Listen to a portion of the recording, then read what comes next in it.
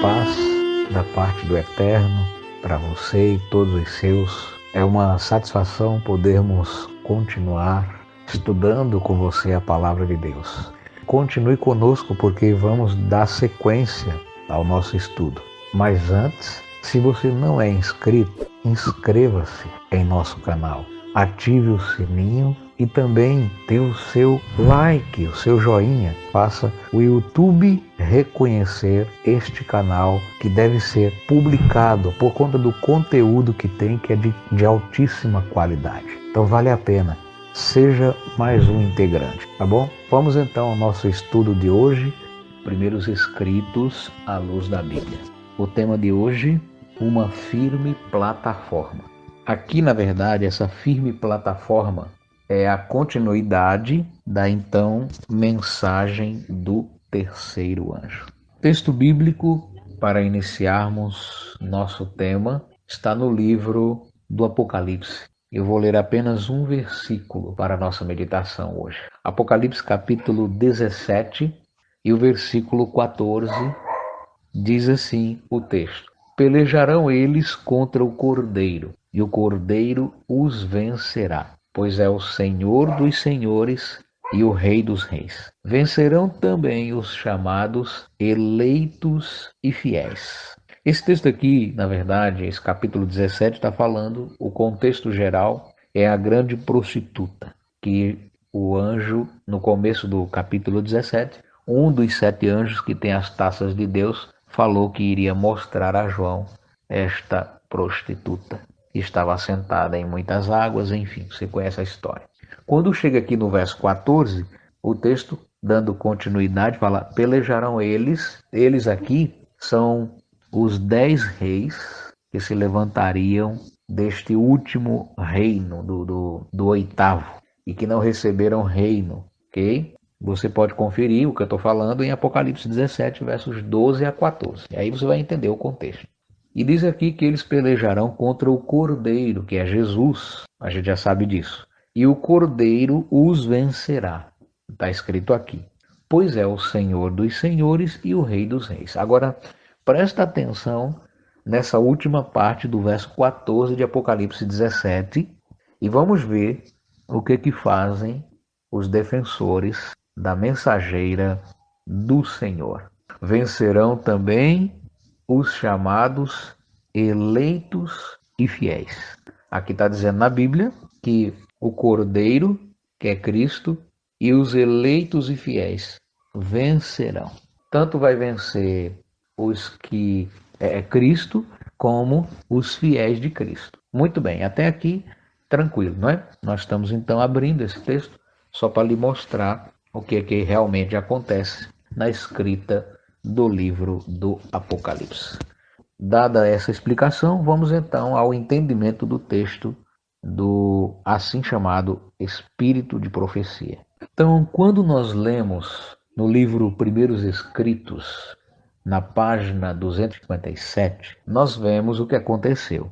Ellen G. White fala que as pessoas, de acordo com o assunto apresentado no livro, as pessoas que pregam que a mensagem já se cumpriu, pregam que a mensagem vai se cumprir, que usa a Bíblia somente, ela chama de Satanás. Entre os que falaram que a mensagem já foi cumprida, está ela mesma, Ellen G. White. Se você já leu o livro, na página 257, você vai saber que esse é o entendimento. Mas o assunto não termina aqui. Olha o que acontece, olha agora a distinção que ela faz entre aqueles grupos e o novo grupo que acreditou na assim chamada mensagem do terceiro anjo. Vai prestando atenção agora. Na página 258, começa bem assim a página, na página 258. Aqui eu não sei se está no primeiro parágrafo, mas vamos verificar aqui para a gente confirmar. Bom, é isso aí, tá na página 258. Essa é a garantia que eu tenho. E nesse texto aqui, nos mostra claramente uma situação. As palavras escritas na página 258 diz assim: vi um grupo que permanecia bem guardado e firme, não dando atenção aos que faziam vacilar a estabelecida fé da comunidade. Então veja que nesse texto aqui, e eu não vou nem comentar muita coisa, eu vou só direto ao ponto nessa abertura. Aqui já tem dois grupos, dois grupos. Aí tem esse grupo aqui, o grupo que permanecia bem guardado e firme. Daqui a pouco eu vou explicar a vocês por que bem guardado. Não fazendo vacilar a estabelecida fé da comunidade. O que é isso? Aqui está falando que havia um outro grupo. E essa fé da comunidade é a fé desse grupo. Esse grupo bem guardado e firme é a comunidade, tá? E o outro grupo que fazia vacilar a estabelecida fé são os grupos dos quais ela estava falando na página 257. Então eu convido você, para você entender o que você vai ouvir aqui nessa ocasião, eu convido você a ler o tema, a mensagem do terceiro anjo, que começa no fim da página 253.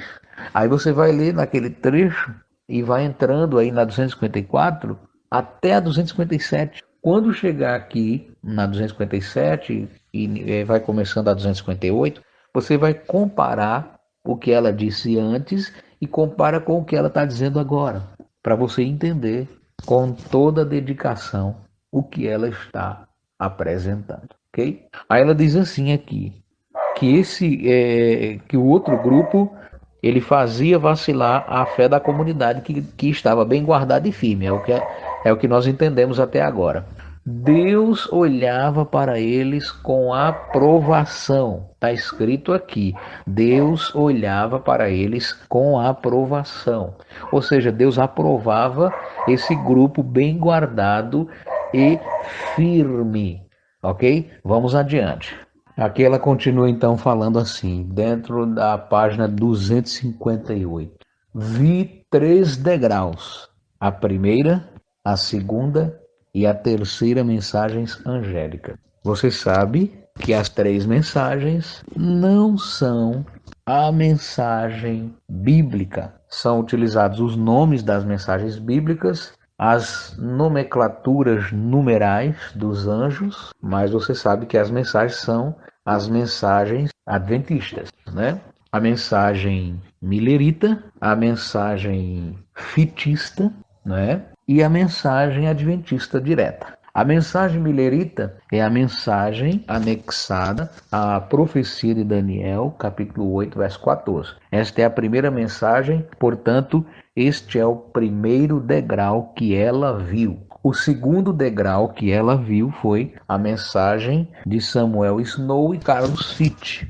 Esse foi o segundo degrau que ela viu. A terceira mensagem angélica que ela viu foi a Igreja Adventista do Sétimo Dia, o terceiro anjo. Então, nesse caso, ela dá nome aos anjos e o conteúdo da mensagem de cada um deles. A mensagem milerita e o terceiro anjo já tem um grupo maior. Tem a própria Ellen Goldwhite, Iran Edson, Joseph Bates, Tiago White e Urias Smith, alguns dos que vão dar sequência à mensagem do terceiro anjo. Então foi essas mensagens que ela viu, não as mensagens do Apocalipse. Não enxerga isso, eu costumo dizer, quem não quer. E quando eu falo de enxergar, eu estou falando de visão espiritual. Porque veja bem, gente, quem foi que disse que a mensagem do primeiro anjo de Apocalipse 14, 6 e 7 fala de 2.300 dias? Quem foi que disse que a mensagem do segundo anjo acrescenta o clamor da meia-noite? Quem foi que disse que a mensagem do terceiro anjo engloba uma transferência de compartimento do santuário celestial, o sábado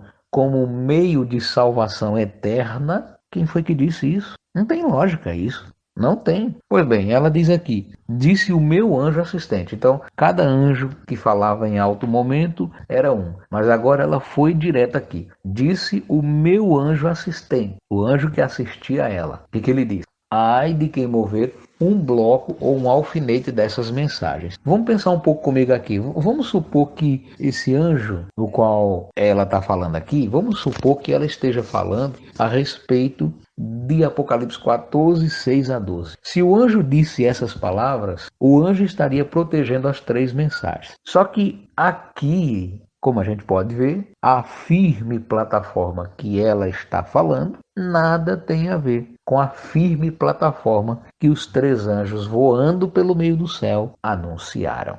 O anjo assistente dela continua dizendo que essas 3 mensagens angélicas são de vital importância. Então, é preciso que as pessoas vivam essa mensagem. O anjo assistente dela pronunciou um juízo contra quem não aceitasse essas mensagens. E dentro dessas mensagens está essas visões que ela está contando. Sem essas visões, sem essas informações que ela está falando, as 3 mensagens não existiriam.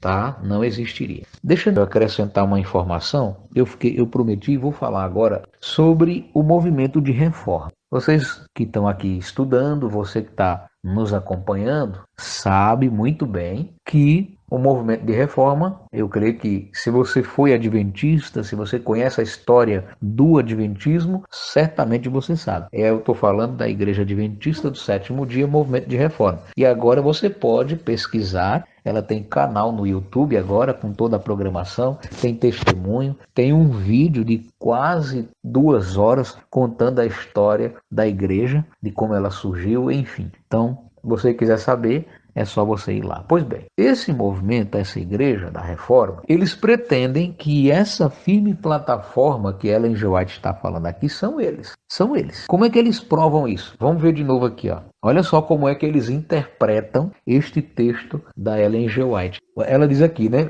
Vou ler de novo aqui porque você vai entender. Vi um grupo que permanecia bem guardado e firme, não dando atenção aos que faziam vacilar a estabelecida fé da comunidade. Deus olhava para eles com aprovação. Aí, essas palavras aqui, os adventistas da reforma dizem que o grupo bem guardado e firme são eles. E os que fazem vacilar a estabelecida fé são quem? Os adventistas do sétimo dia, tradicionais. Ok? Então, há uma perseguição aberta por parte do movimento de reforma aos adventistas? Sim. Porque eles entendem que eles são o grupo bem guardado e firme. Porque, no caso da reforma, eles acham que Ellen G. White está fazendo alusão aqui ao pensamento de que a pessoa não deve comer carne, que a pessoa tem que se vestir, a mulher tem que vestir 9 polegadas acima do chão, que os crentes não podem participar de guerra, nem de política. Eu até concordo, né? Porque que vai ver um cristão matando o semelhante? Não tem lógica isso, né? Mas assim, no caso deles, eles colocam isso como doutrina, tipo assim, se alguém do meio deles for para a guerra, eles disciplinam, assim como os adventistas fizeram em 1865, no fim da Guerra de Secessão. Então os reformistas seguem essa linha, né, de raciocínio. Aí tem o ósculo santo, que a gente já sabe bem, que eu estou falando do ósculo santo como doutrina, porque é muito diferente eu aplicar um ósculo santo prazeroso em alguém quando eu amo essa pessoa me ama pelo princípio bíblico, e colocar este ósculo santo como doutrina. É muito diferente, muito diferente. Eles são 144 mil, como eu acabei de dizer, os 144 mil são vegetarianos. Isso pensa o movimento de reforma. Aí eles acham que essa frase aqui da página 258 aponta para eles. Aliás, eu gostaria de depois, se eu tiver oportunidade ainda, e eu já estou, tá mais perto de acabar esse livro, eu estou pensando a gente poder fazer um estudo sobre o movimento de reforma. O que vocês acham? Aí está a opinião. Você que está acompanhando, deixe o seu comentário, deixe o seu like de informação e a gente já vai responder você numa futura mensagem. Então eu quero dar sequência a este assunto que estamos falando. Para eles, os reformistas, eles são essa firme plataforma que Ellen G. White falou aqui. Então veja os problemas que existem. No tempo dela, ela escreveu isso aqui contra os que pregaram que a mensagem já passou, na qual ela também falou, e os reformistas se apropriam desse texto e dizem, não, o grupo firme bem guardado somos nós. Você entendeu ou não? Nós somos o grupo. É isso que eles falam. Está aqui o texto mostrando como que era esse grupo. Aqui tem os 3 degraus da primeira, segunda e terceira mensagens angélicas. A pretensão dos movimentos de reforma é pregar as 3 mensagens angélicas. E é óbvio, as 3 mensagens adventistas. A mensagem guilherita, a mensagem carlosfitista, a mensagem whiteana. Sabe por que eu falo assim? Porque eu vou explicar para você por que eu falei isso nessa ocasião. Porque ela é a esposa do Tiago White, então um concorda com o outro. E apesar de um falar do outro, por exemplo, no trecho onde ela fala de que ela falou com o marido e tal, ela fala algumas coisas contrárias a ele, tá? Eu vou mostrar para você isso depois. No momento oportuno você vai saber. E daí ela fala contra ele alguma coisa. E ele também, como a gente pode ler, eu convido você a ler o livreto Uma Palavra ao Pequeno Rebanho. Muito bom esse livreto, tá? Leia e você vai descobrir lá. Eu estou falando aqui, estou rindo porque eu achei engraçado que como é que você sabe disso? Alguém pode perguntar. É só ler no livreto e compara aqui com Primeiros Escritos. Inclusive, muito do que está lá está aqui, no Primeiros Escritos. Então, não tem como a gente fugir. Não tem como a gente fugir dessa realidade textual. Então, os reformistas é assim. Eles se exaltam, se vangloriam das doutrinas que eles adaptaram e eles tentam adaptar essas doutrinas a alguns trechos que Ellen G. White fala e que não tem nada a ver. E eu posso provar. Inclusive, eu tenho como conversar com eles e provar. Aqui eu tenho livros da Igreja da Reforma, nos quais eles se vangloriam de ensinar estas coisas. Agora cá para nós, eles têm todas as doutrinas de Ellen G. White, entre aspas, como eles pregam e pretendem ter. E tem uma que está quase escondida. Ela não foi muito clara, não. A Ellen G. White não foi muito clara nessa doutrina, não. Sabe qual é? Eu estou falando da doutrina da Trindade. Você vai lendo na página 258, 259 do livro e vai vendo a situação. Então veja só, ela diz aqui, de novo foi levada às 3 mensagens angélicas. Então você percebeu? Você percebeu que as 3 mensagens angélicas que ela está citando não são as de Apocalipse 14? Porque ela continua dizendo assim, ó, fui levada de novo às 3 mensagens angélicas e vi quão grande experiência adquiriu o povo de Deus. Já disse aqui, nos estudos que estamos fazendo, foi dito e é dito e será dito. O que vai ser dito? Que o povo de Deus, para Ellen G. White, é o povo adventista do 7º dia. O povo de Deus é o povo adventista do 7º dia. Não tem como errar. Quem é adventista do 7º dia já sabe disso. Esse é o povo de Deus, segundo ela. Também ela diz aqui, pelo contexto, presta atenção, que o povo de Deus é esse povo, porque se você observa bem, à medida que a gente vai falando, a gente vai vendo. E quando eu falo aqui, eu estou fazendo aplicação ao que foi falado há poucos instantes. É a mesma palavra, é o assunto que estamos tratando. É o assunto passado no presente. Foi estudos que nós tivemos há poucos dias, há pouco tempo, estudos que falaram essas coisas e que apenas diferencia desse agora. Já falamos sobre as mensagens do 1º, 2º e 3º anjo. Já falamos sobre o santuário. Então, todos esses temas aqui se enquadram nesse aqui, ó, uma firme plataforma. E a firme plataforma, obviamente, são as 3 mensagens, não as bíblicas.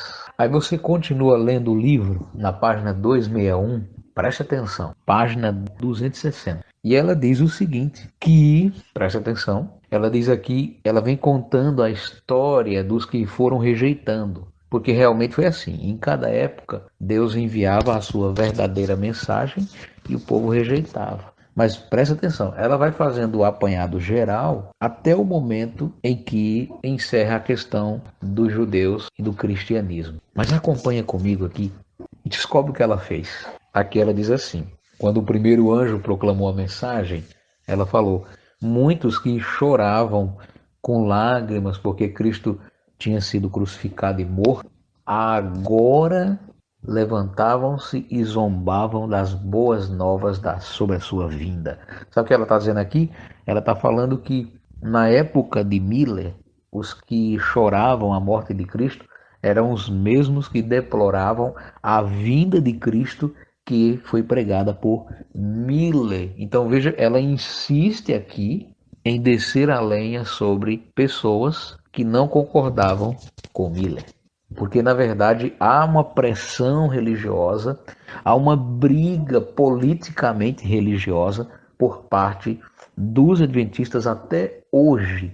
Até mesmo aqueles que pretendem dizer, não, nós somos irmãos das outras igrejas. A gente vê aqui a hipocrisia. E começa por aqui, por ela. Aí ela vai dizendo. Aí ela diz assim: os que não puderam aceitar a primeira mensagem não foram os que não aceitaram a primeira mensagem não foram beneficiados pela segunda. E você sabe, as mensagens não são as de Apocalipse. Eu insisto em mostrar esse assunto. Eu insisto porque não é fácil, amados e amadas do Rei. Não é fácil. Você de repente ouvir que aquela mensagem era boa, a mesma pessoa que fala que a mensagem era boa, depois já fala que tinha gente que discordando da mensagem era ruim. Só que quem discordava da mensagem normalmente é quem lê a Bíblia, né? E a Bíblia somente como sua única plataforma. Tem plataforma melhor do que a Bíblia e a Bíblia só? Aí ela vai dizendo aqui, ela começa a dizer que os que não concordavam com a primeira mensagem não podiam receber a segunda. E aí diz que eles, não recebendo a segunda, rejeitaram o clamor da meia-noite, e o clamor da meia-noite dizia o quê? Aí vem o noivo. O noivo vem buscar quem está na terra para levar para o céu. Mas não foi esse clamor que foi feito. A intenção era essa, não era? Aí Jesus não veio para buscar. Jesus não voltou. Jesus não veio purificar o santuário terrestre, nem veio buscar as pessoas. Aí o problema ficou mais grave ainda. Aí ela diz aqui: esses que não ouviram as duas mensagens ficaram tão entenebrecidos que não viram a menor luz sobre o terceiro anjo. Agora volta para a primeira.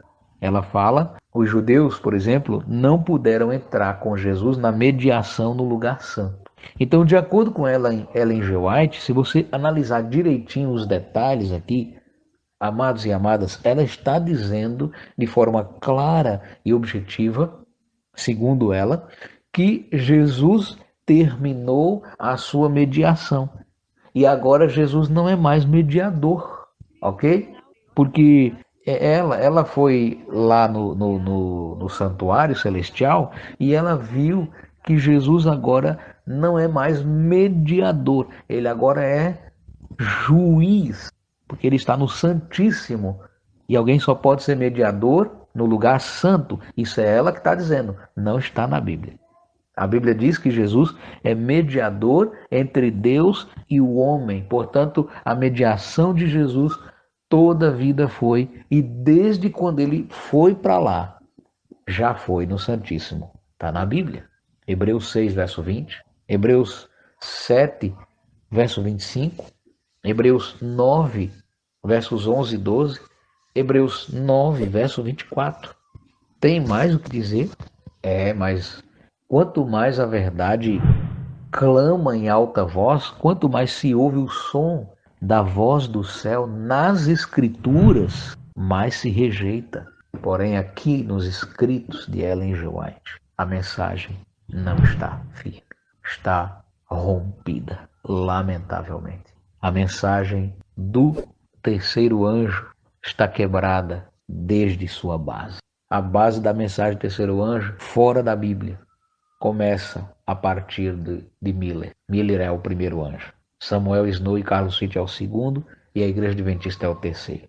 É lamentável dizer isso, mas é o que está escrito nos livros de Ellen G. White. E vou deixar uma dica aqui para aqueles que não concordam. Para todos os que não concordam, eu vou deixar uma dica. A dica é só uma. A Bíblia, e a Bíblia só, é a única verdade, é a única regra de fé e prática, é o único manual condutor a Cristo neste tempo. Estamos prestes a entender finalmente o motivo desse estudo. Porque veja só, ela vai dizendo aqui, ela continua dizendo que os que não conseguem enxergar a luz da mensagem do terceiro anjo não vai para o Santíssimo, porque a mensagem do terceiro anjo conduz o povo para o Santíssimo. É verdade isso? Resposta: não. Por quê? A mensagem em Apocalipse 14, de 9 a 12, em nenhum momento fala de Santíssimo. Em nenhum momento. Repito, Apocalipse 14, de 9 a 12, em nenhum momento fala de lugar santíssimo do santuário. Confira. Verifica, leia o texto. E eu vou falar o texto aqui para você. Presta atenção. Você vai ver agora. Eu vou ler o texto. Diz assim, ó. Seguiu-se a estes outro anjo, o terceiro, dizendo: se alguém adora a besta e sua imagem e recebe o seu sinal na testa ou na mão, também o tal beberá do vinho da ira de Deus, preparado, não misturado, no cálice da sua ira. A fumaça do seu tormento sobe para todo sempre, sem descanso nenhum, nem de dia nem de noite, sobre os adoradores da besta e da sua imagem, e qualquer que receba o seu sinal ou o número do seu nome. Aqui está a paciência dos santos, aqui estão os que guardam os mandamentos de Deus e a fé de Jesus. E é só isso que diz o texto. Nem explicação para esse texto aqui. Explicação para esse verso 12 aqui, não tem explicação. O próprio texto já se explica por si só. O texto fala da paciência dos santos. Quem são os santos? Quem são os santos? Os que guardam os mandamentos de Deus e têm o testemunho, a fé de Jesus. Desculpa, a fé de Jesus. Por que eu pedi desculpas? Porque eu falhei citando Apocalipse 12, 17. Uma frase somente, né? Mas é 14, 12. Leia, confira. Pode ler também o 12, 17, sim. Tranquilo. Pode ler. É porque, na verdade, esses dois textos são os que são utilizados pela mensagem, né, do terceiro anjo camuflada. Se os três anjos de Apocalipse 14 tivessem metade da nossa mente, ai da mensageira. O bom é que eles não têm a nossa mente. Porém, o Criador, que tudo vê, vai julgar essas mensagens que ela entendeu por mensagem divina. Agora eu percebo que todas as religiões, especialmente religiões exclusivistas, como a Igreja Adventista do Sétimo Dia, usam a Bíblia para defender seus dogmas, suas verdades. Ainda bem que para chegar ao Altíssimo não existem verdades, existe tão somente uma verdade, uma verdade, tão somente. E essa verdade é Cristo, e a Bíblia é o manual que nos ensina a chegar a Ele. Agora, nós iremos contar a última visão na página 261 do livro Primeiros Escritos. Acompanhe comigo, é o último parágrafo. Vi que Deus tem filhos honestos entre os adventistas nominais e as igrejas caídas. Eu gostaria de explicar um pouco aqui para os irmãos o que são adventistas nominais e as igrejas caídas. Bom, ela diz aqui que ela viu que Deus tem filhos honestos entre os adventistas nominais e as igrejas caídas. Ela viu isso. Ela sabia que Deus tem filhos honestos no meio desse povo, mas ela disse que viu. E adventistas nominais são um grupo de pessoas que surgiu com o fim do desapontamento, ok? De acordo com a determinação textual aqui, preste atenção que é muito importante, ela define o adventista nominal aqui como aqueles que voltaram a acreditar no primeiro dia da semana. Esses são os adventistas nominais para Ellen G. White, chamados de adventistas do primeiro dia. Só que é o seguinte, nesse texto aqui, os reformistas acusam a igreja adventista tradicional de ser adventistas nominais, porque a igreja adventista tradicional não segue as doutrinas pregadas pelo movimento da reforma. Então aí já tem duas confusões aí, né? Outra questão que é tratada aqui, de acordo com esse texto, esses filhos honestos de Deus estão entre os adventistas nominais e as igrejas caídas. E ela fala assim, ó, e antes que as pragas sejam derramadas, aí ela não está definindo aqui o tempo, mas quem está acostumado a ver as datas que ela e outros marcaram, já vai encaixar, né? Então, antes que as pragas sejam derramadas, as pragas que ela está falando aqui são as de Apocalipse 16, ou no caso tem outras pragas também, igual as mensagens dos três anjos, hein? Será que ela está falando de outras 7 pragas também? Assim como ela colocou outras 3 mensagens angélicas no lugar das do Apocalipse? É grave isso, viu, irmãos? É muito grave isso. Continuando aqui, ela diz aqui: antes que as pragas sejam derramadas, ministros e povo, ministros é pastores, né?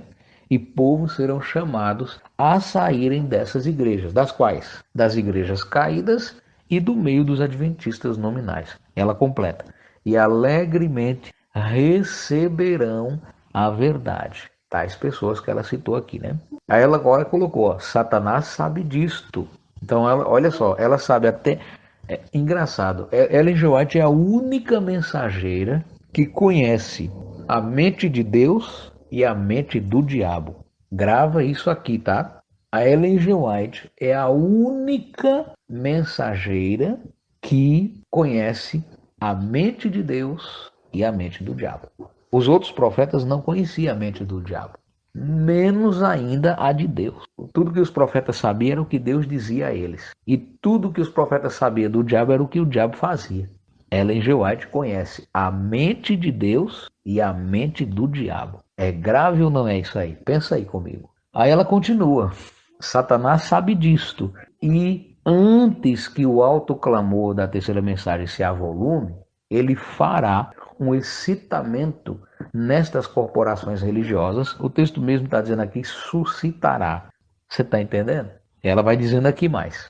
Ele fará um incitamento nessas corporações religiosas para que pense que Deus está operando por meio deles. Aí ela fala que Satanás enganaria os homens de tal modo que eles pensariam que Deus estaria operando pelas igrejas. Está aqui no texto. Veja aí, página 261, primeiros escritos. Aí ela diz aqui, ó, mas a luz brilhará. Ela foi bem clara aqui, bem direta. A luz brilhará. E ela diz aqui, e os honestos e fiéis deixarão as igrejas caídas, que inclui os adventistas nominais, e se unirão ao remanescente. Então veja que ela continua considerando aqui como remanescente, para ela em G. White, o remanescente é a igreja adventista do sétimo dia tradicional. Nesse caso, os fiéis desta igreja. Para os reformistas, o remanescente são eles. Porque até os adventistas vão sair da tradicional, os fiéis, e vão para a igreja da reforma. É assim que eles creem. A conclusão que chegamos hoje a este assunto é o seguinte. Dentro das escrituras, eu só conheço 3 mensagens angélicas. As que estão em Apocalipse 14, 6 a 12. Na primeira mensagem, não possui a profecia de Daniel 8,14. Na segunda mensagem, não existe o clamor da meia-noite. E na terceira mensagem, não existe a reforma de saúde, nem o Santíssimo aberto para Jesus entrar em 1844, nem o sábado importa em salvação eterna. Nada disso aparece na terceira mensagem angélica que eu creio. Eu creio nas 3 mensagens angélicas, mas nas que estão em Apocalipse 14, 6 a 12. Nestas 3 mensagens eu creio plenamente e sei que realmente esses 3 anjos, pelo meio do céu, têm anunciado a mensagem de Deus. Está escrito, eu estou lendo, está aqui na minha cara para eu ler e conferir. É claro que é tipológico, mas eu preciso entender isso. E entendendo as próprias mensagens contidas no texto, então eu saberei que realmente eu estou numa firme plataforma. Eu estou na firme plataforma. Você está também? Nós estamos numa firme plataforma. Qual é a firme plataforma? A tríplice mensagem de Apocalipse 14, 6 a 12. O evangelho eterno que Jesus Cristo pregou, que Deus pré-anunciou a Abraão, que o apóstolo Paulo retificou e João confirmou por meio de profecias no Apocalipse. Esta é a mensagem, essa é a firme plataforma. Cristo é o caminho para o Pai. Não existe outra saída. Não há outro caminho. Não há outro nome. Não há outro amor. Não há outra mensagem. Estou falando do amor de Deus. Não há outro amor de Deus. Não existe um amor de Deus. Vou falar para você aqui, tá? Esse amor incondicional pregado nas 3 mensagens angélicas do Adventismo, eu não quero nem de graça. Se der de graça, quando eu não tinha entendimento, eu acabei aceitando porque eu achava que o Adventismo era mesmo a luz da Bíblia a resplandecer pelo mundo. Agora eu estou vendo que o Adventismo todo, desde a sua profetisa até o mais enganado dos irmãos não sinceros, estão em densas trevas, porque não seguem a luz que é total, a luz total, a luz ilimitada, a luz que brilha intensamente, que se pensar em olhar para ela, só se não dói se estiver seguindo ela. Se não seguir, vai sentir dor no olho. Essa é a luz verdadeira. A luz verdadeira, ela fala assim, ó: eu sou a luz do mundo. Quem me segue não andará nas trevas, mas terá a luz da vida. João 8, verso 12. Andai enquanto tendes a luz que ainda por um pouco está convosco, para que as trevas não vos apanhem. João 12, versos 35 e 36. Enquanto estou no mundo, sou a luz do mundo. E deixa eu dizer um negócio para você. Agora Cristo não está mais no mundo. Ele ainda é a luz? Sim, ele ainda é a luz. Ele diz: eu sou o caminho, eu sou a verdade, eu sou a vida. E só vai ao Pai aquele que passar por mim. João 14, 6. Por isso também pode salvar os que por ele se chegam a Deus, vivendo sempre para interceder por eles. João 7, 25. Havendo Deus antigamente falado de muitos modos e de muitas maneiras aos pais pelos profetas, nestes últimos dias nos falou pelo Filho. Hebreus 1, verso 1. E eu quero entrar, e eu já estou com ele no Santíssimo, pela fé. Hebreus 10, 19 a 23. Hebreus 8, versos 1 e 2. Hebreus 9, versos 11 e 12. Hebreus 6, verso 20. Hebreus 9, verso 24. Acabou. Essa é a minha mensagem. Nisto eu creio. Eu quero também encontrar com você. Vamos juntos para o Santíssimo? Pela fé, a nossa fé vai chegar no Santíssimo. Agora a nossa fé chega lá. Nós somos o Israel de Deus, porque o Filho do Altíssimo proporcionou assim. Quer saber mais sobre o assunto apresentado? Acompanhe o próximo vídeo. Será uma alegria poder ter a sua companhia mais uma vez, pois temos muito que tratar. Então, se você gostou, deixe o seu like, o seu joinha, compartilhe, divulgue, enfim, fique à vontade. Estamos esperando mais uma vez por você na próxima oportunidade. Um abraço, até mais.